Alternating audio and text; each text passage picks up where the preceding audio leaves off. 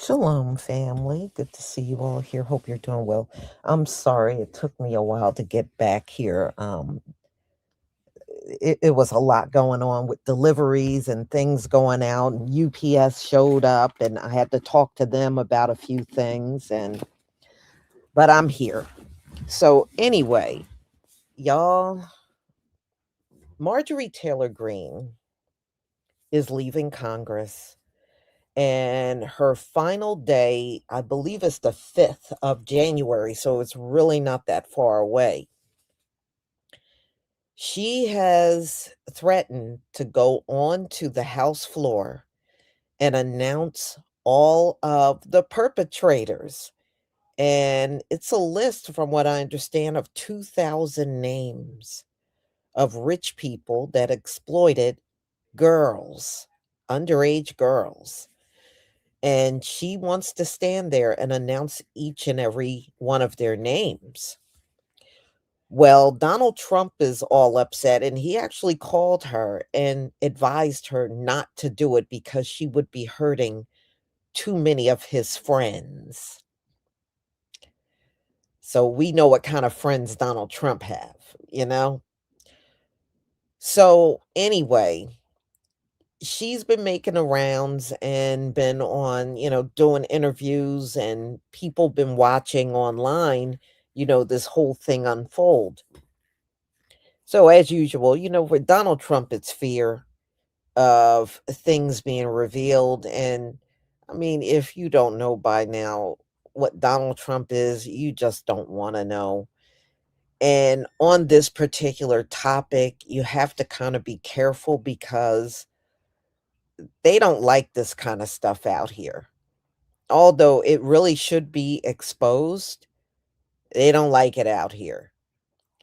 So, well, Donald Trump has fallen out with MTG. And once she's out of Congress, she really don't have nothing to lose. She don't have no seat to lose because he threatened to back her opponent if she would run for office again, and she decided not to run again. So at this point, she has nothing to lose. She ain't disappearing. You watch all of these news channels, they're going to have her on to counter anything Donald Trump is doing. You watch, she's going to be very busy. You're going to see her a lot. All right, let me share my screen so we can get started.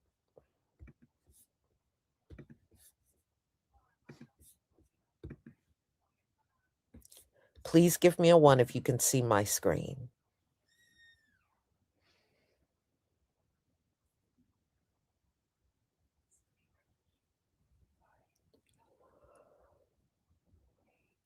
Thank you.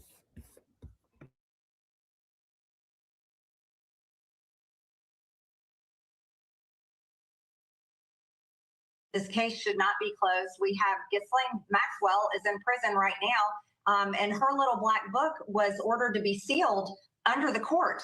And it has over 2,000 names of rich, powerful people and politicians in that contact list. So it's hard. It's just, look, there's nothing wrong with asking these questions. There's nothing wrong with saying we want to know more about this. And I think that's important. It's important to say I support President Trump and his administration while continuing to say we want more answers on this. That's not disloyalty. That's actually thinking for yourself, and it's actually pushing for better accountability. And that's what the American people deserve. And I think it's incredibly important to keep asking those questions. The American people are fed up with what they consider to be being lied to or told a narrative that's not true. And that's what this election was about, not only in 2016, but again in 2020 and 2024. The American people demand that the deep state no longer control this country. The American people demand loyalty and truth and transparency. And that is the right thing to continue to search for. This is a public service announcement.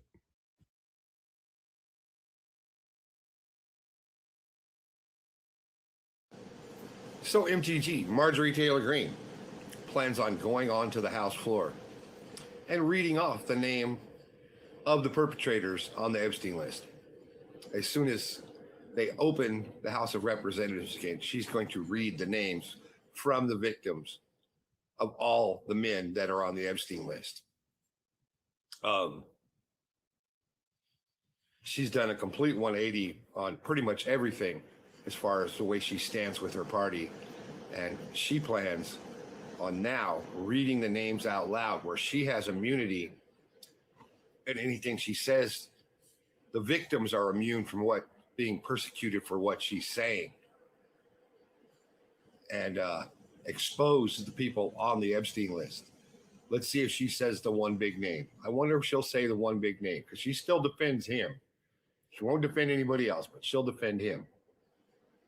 But all the rest of the guys are screwed. I bet you friggin' Johnson never opens up the House of Representatives. House Democrat Robert Garcia is the ranking member on the House Oversight Committee. He issued a statement urging Donald Trump to release the names of the 10 co-conspirators the FBI was investigating at the time of Epstein's death. I'll have more on that momentarily.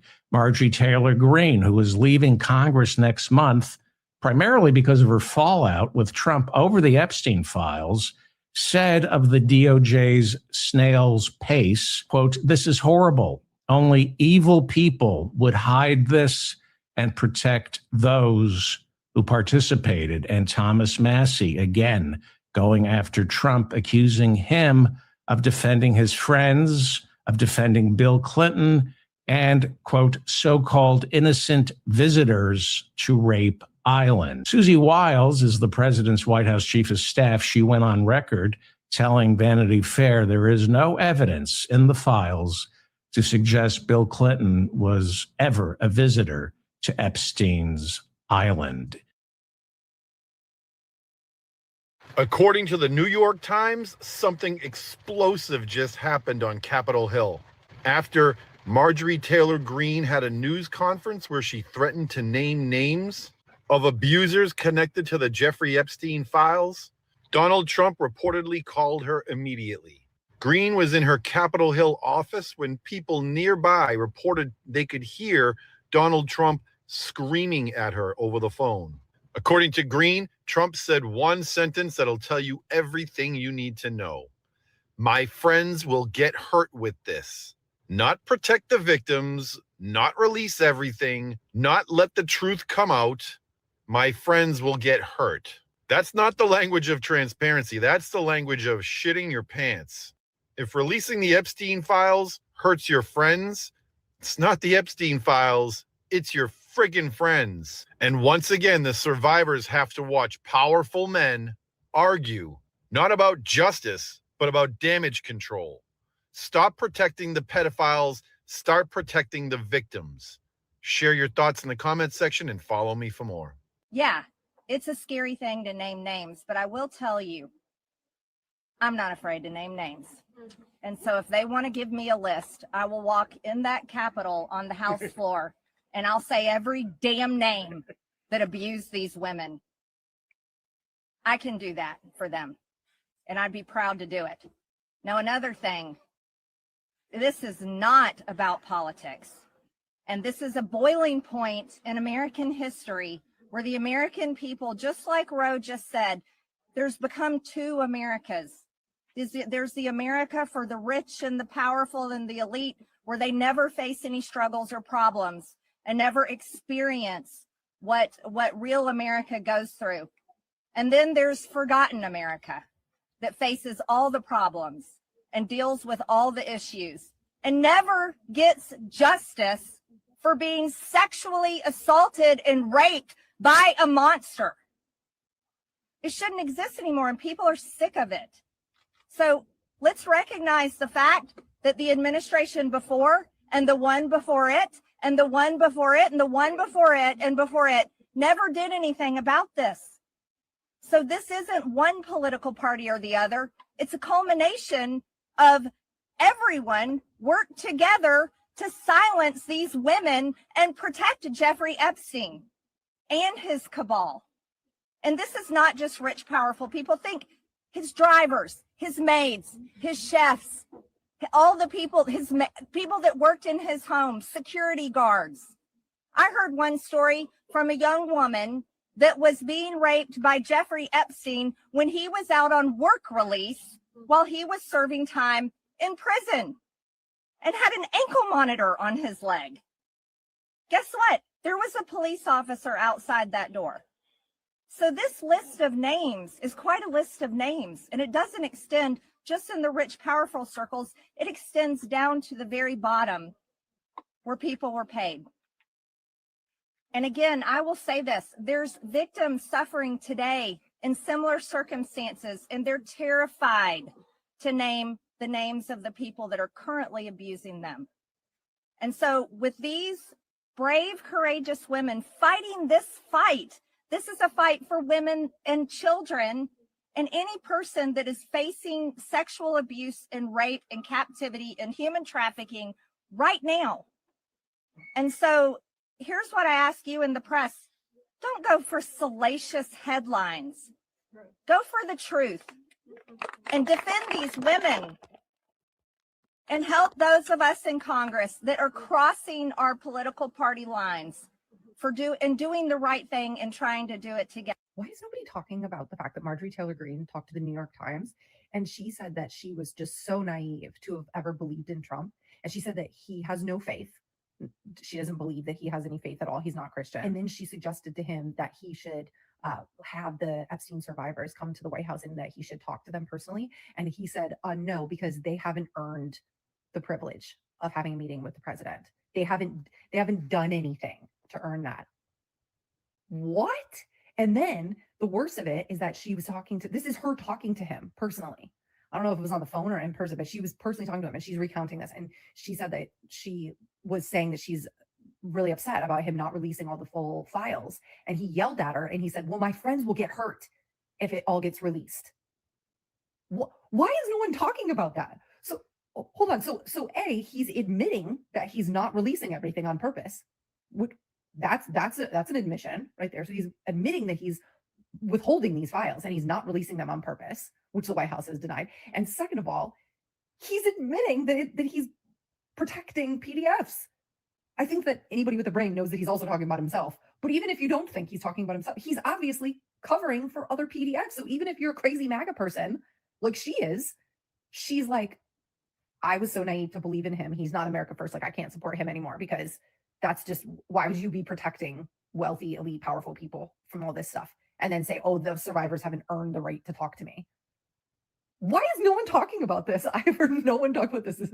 That should be fucking headline news everywhere. What? Marjorie Taylor Greene just told the New York Times that in a phone conversation with Donald Trump, he said to her that his friends would get hurt if the Epstein files were released. After a hearing where Marjorie Taylor Greene and other members of Congress spoke to Epstein victims, Donald Trump called Greene to voice his displeasure. Greene was in her Capitol Hill office, and according to staff members, everyone in the suite of rooms could hear him yelling at her as she listened to him on speakerphone. Greene says she expressed her perplexity over his intransigence, and according to Greene, Trump replied, quote, my friends will get hurt. She urged Trump to invite some of Epstein's female victims to the Oval Office, but he angrily informed her that they had done nothing to merit the honor. Yeah, that's how Donald Trump thinks about Epstein's victims. He is more concerned about his friends getting hurt who were involved with Epstein than he is about getting justice and accountability and transparency for the people who suffered at the hand of Epstein. I'm sure the Trump loyalists will find a way to defend this by twisting themselves into pretzels like they always do,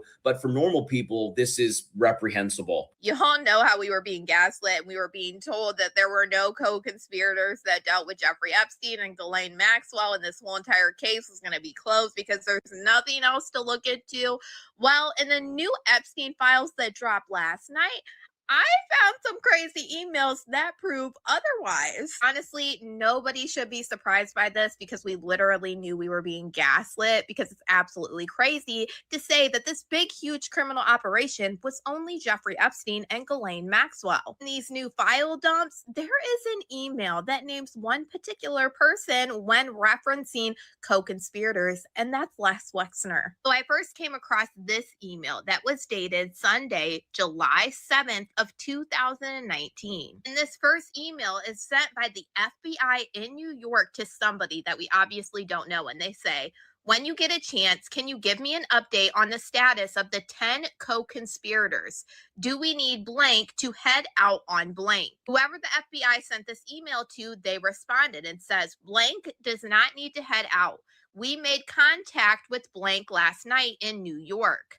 Contact was made with blank, blank, and blank. Attempts were made to blank and Burnell, who I'm assuming is John Luke Burnell. Blank is confirmed to live in New York, but was away for the holiday weekend.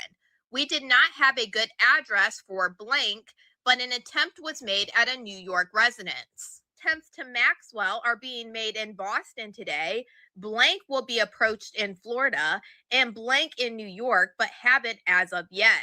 I do not know about Ohio contacting Wexner. And I don't know if they just forgot to black out Les Wexner's name, but this isn't the only document that they talk about these co-conspirators. 2 days later, on July 9th of 2019, there is an email being sent to somebody by the Crimes Against Children unit. They say, good morning.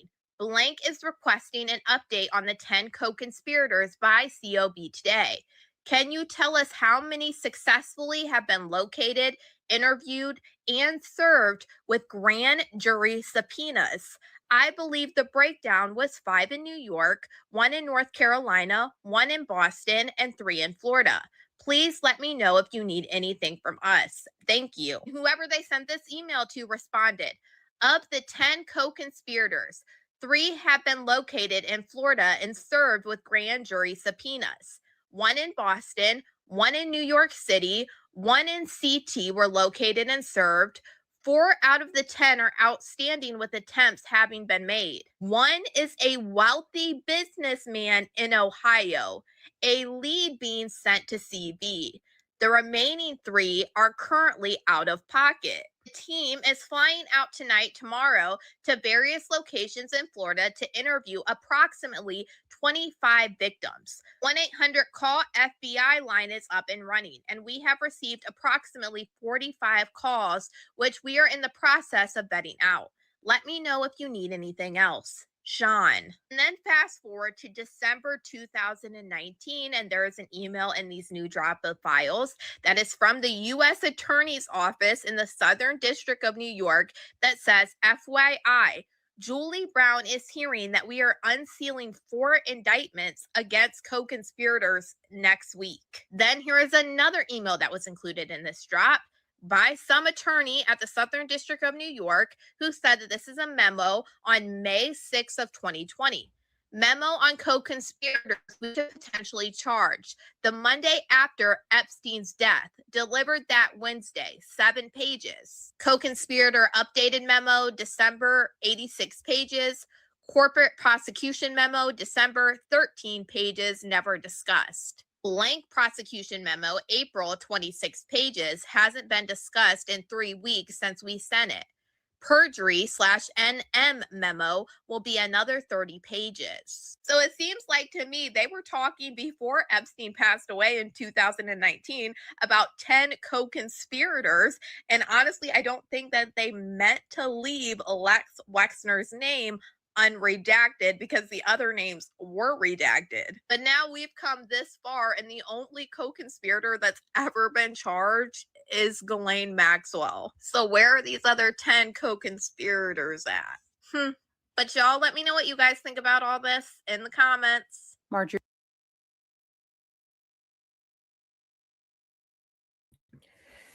Ladies and gentlemen, you know people know how to remove all of those black lines off of the document to read the full document. All they're doing is going into Microsoft Word and they're removing those black redacted lines off with the software, and it works, and people are doing it everywhere. And in fact, they spoke about this briefly a few days ago.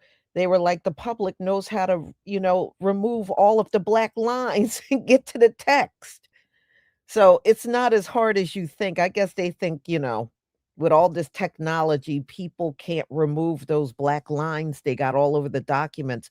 but they're doing it every day, y'all. And I was reading they're only using Microsoft Word to remove all of it, and then they get to read the full document. Yeah, it is crazy. It's crazy for them to put that out, believing that people can't remove all that stuff, and they can. All right, let's go on.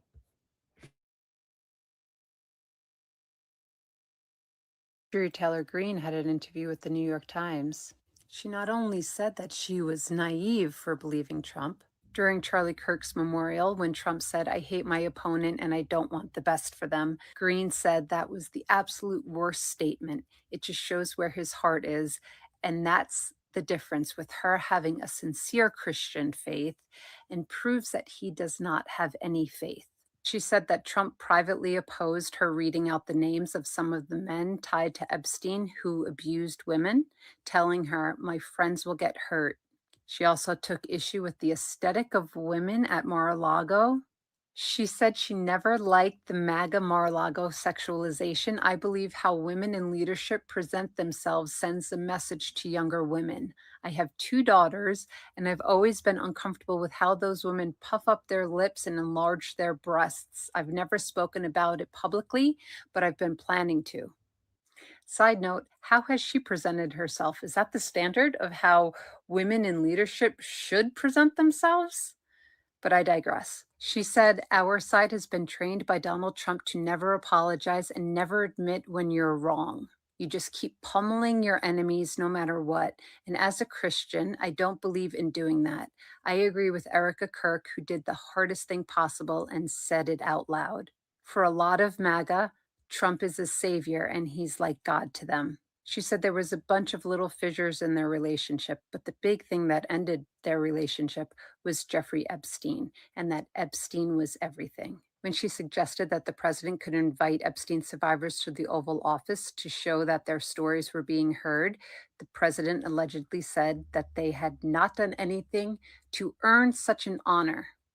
She also said the Epstein Files present everything wrong with Washington. Rich, powerful elites doing horrible things and getting away with it, and the women are the victims. Her response to people telling her that she's changed, she says, "I haven't changed my views, but I've matured. I've developed depth. I've learned Washington, and I've come to understand the brokenness of the place. If none of us is learning lessons here, and we can't evolve and mature with our lessons, then what kind of people are we?" So not only is she saying that Donald Trump said that his friends will be hurt, and that's what a lot of people are going to run with this story, but she's also signaling to the Christians and the MAGA that Trump is not a Christian at all, that they are worshiping him as a god, that she herself wants to become more Christian, and that means separating herself from Trump, which is a signal to these Christians and MAGA that if they want to become more godly,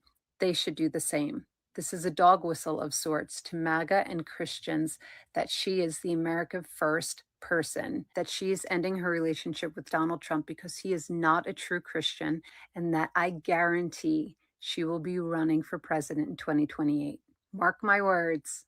Trump has been very clear that he would prefer to protect people. Well, some and not others. I don't like the pictures of Bill Clinton being shown. I don't like the pictures of other people being shown. I think it's a terrible thing. I think Bill Clinton's a big boy. He can handle it. But you probably have pictures being exposed of other people that innocently met Jeffrey Epstein years ago, many years ago. And they're, highly respected bankers and lawyers and others. Won't someone think of the bankers and lawyers? As congresspeople from both sides have been saying, protecting a bunch of bankers or lawyers because they're highly respected is violating both the spirit and the letter of the law. Again, you can disagree with the law, but Donald Trump signed that into law. So President Trump has just decided that any states that are protesting Israel, that are against what's happening in Gaza, and they publicize it, they go out and protest it, he's going to cut disaster relief funding to that entire state. He doesn't care. We don't live in the United States of America anymore. It's obvious to me. It's got to be obvious to you. We live in the United States of Israel.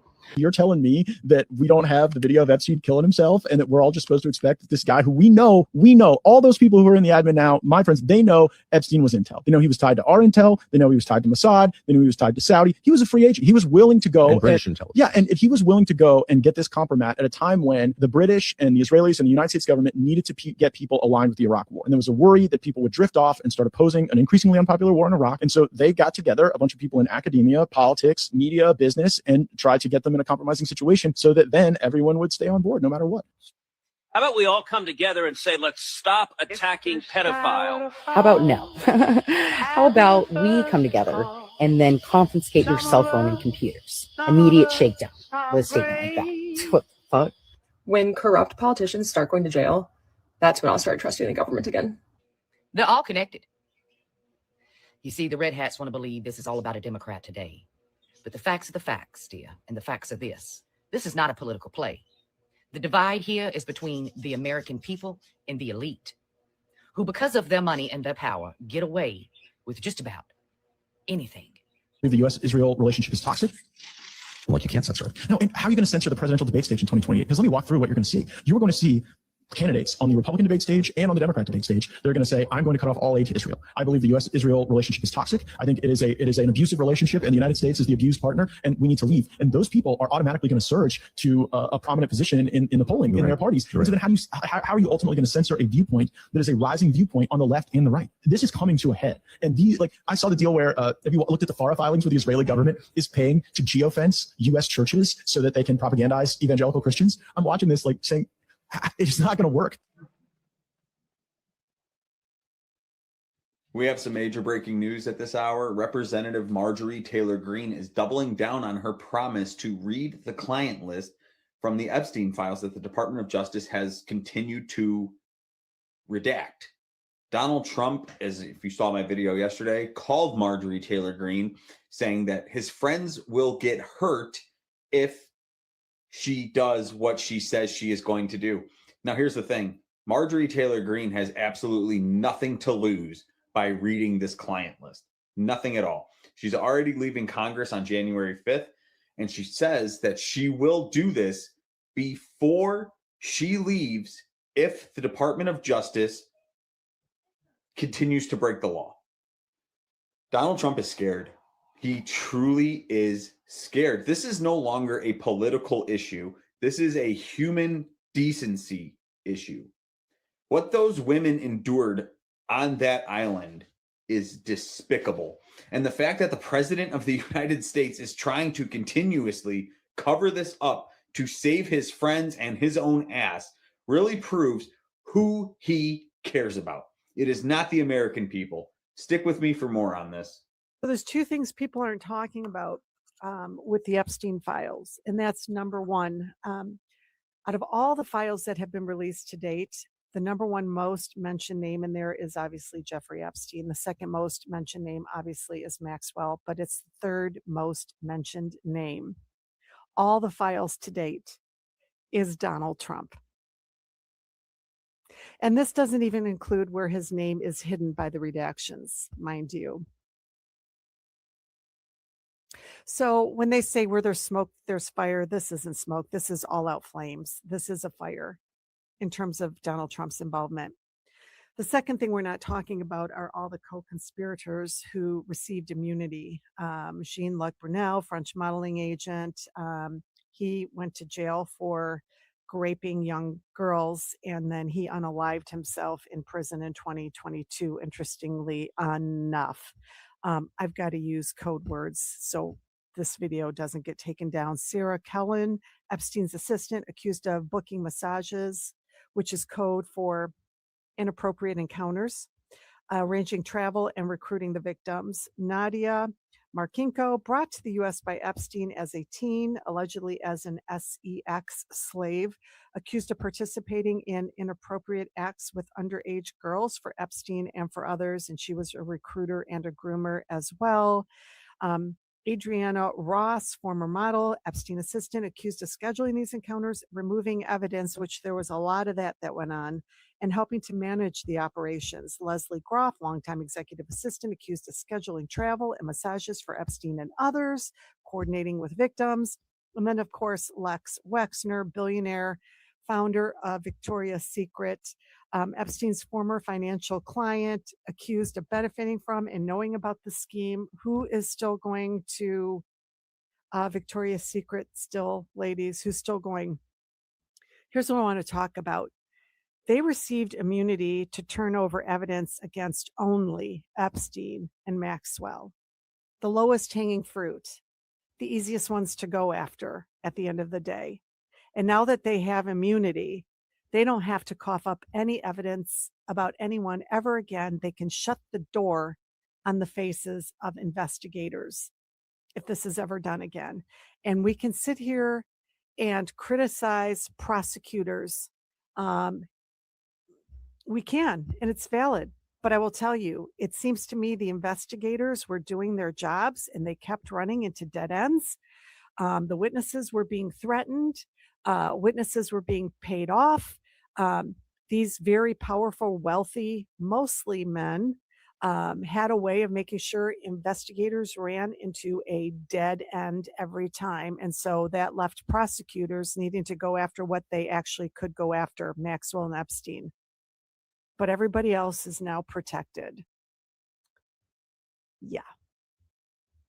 It's not just these 3 emails from Jeffrey Epstein that mention President Donald Trump. There is actually a ton of emails that mention Donald Trump, and I read them this morning. Now, you probably already know that the House Democrats on the Oversight Committee released these 3 specific emails from the convicted sex trafficker Jeffrey Epstein that all mentioned the president this morning. But what you may not know is the full House Oversight Committee, including Republicans, released 20,000 additional documents from the Epstein estate this morning, too. And I just went through hundreds of those documents, and they all, in some way or another, mention Trump. Some talk about Trump before he was president, but most of these emails from Jeffrey Epstein were dated 2017, 2018, during Trump's first term, and discussed Trump's strategies, his comments publicly and in private, and at least one talks about potential leverage that Epstein could have on Trump. Now, before I get into all of this, because there's a lot, the White House responded to this huge document dump today. These emails prove absolutely nothing other than the fact that President Trump did nothing wrong. And what President Trump has always said is that he was from Palm Beach, and so was Jeffrey Epstein. Jeffrey Epstein was a member at Mar-a-Lago until President Trump kicked him out because Jeffrey Epstein was a pedophile and he was a creep. And this email you refer to with the name of a victim that was unredacted now and has since been reported on in this room, so I will go ahead and say it, Virginia Giuffre. And it was CBS's own reporting, Ouija, that recently wrote that Miss Giuffre maintained, and God rest her soul, that she maintained that there was nothing inappropriate she ever witnessed, that President Trump was always extremely professional and friendly to her. And so I think it's a question worth asking the Democrat Party, and you should all go ask them after this briefing, of why they chose to redact that name of a victim who has already publicly made statements about her relationship with Jeffrey Epstein and is unfortunately no longer with us. We'll get to what the White House press secretary said in a second. But first, the facts. Fact, victim names are always redacted in these files. Fact, the documents I'm reporting on in this video were released by both Democrats and Republicans. Fact, all of the emails I'm reporting on are part of a trove of documents that the full House Oversight Committee received from the Epstein estate. These documents did not come from the Justice Department's massive Epstein file because they still haven't released that file, as you know. These emails are just the tip of the iceberg. There will very well be more emails or documents that mention Trump that come out that were sent over to the House committee by the Epstein estate as the committee members sort through them. Okay, so now to these actual emails. You already heard about the 3 specific ones from Jeffrey Epstein to the writer Michael Wolff and to Ghislaine Maxwell.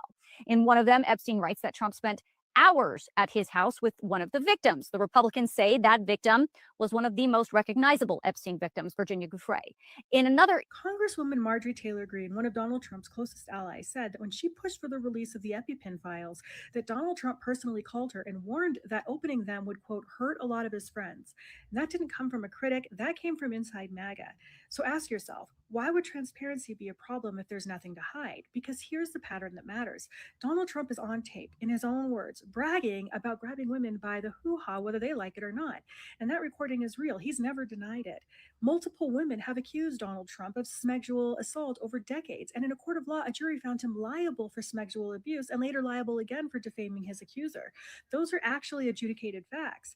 Now let's layer in the Epstein Files. Recently released court documents include multiple references to Donald Trump in victim statements, social circles, and records tied to Jeffrey Epstein and Ghislaine Maxwell. Some claims are unverified. Some, though, were submitted as FBI tips, and some were never fully investigated. Sure, they're not proven, but it does mean they exist, and they were delayed, minimized, or buried for years. So when Donald Trump's own ally says releasing these files would hurt his friends, people are left with a basic question.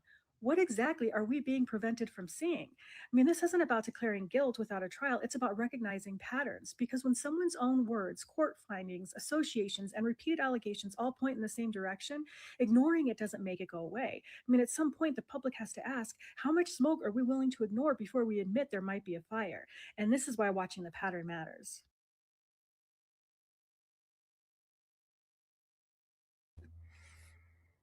Oh, well, we are not that far away from the 5th. I hope she does it, but we shall see. I'm definitely going to do another live if she stands on that House floor and announce all those names.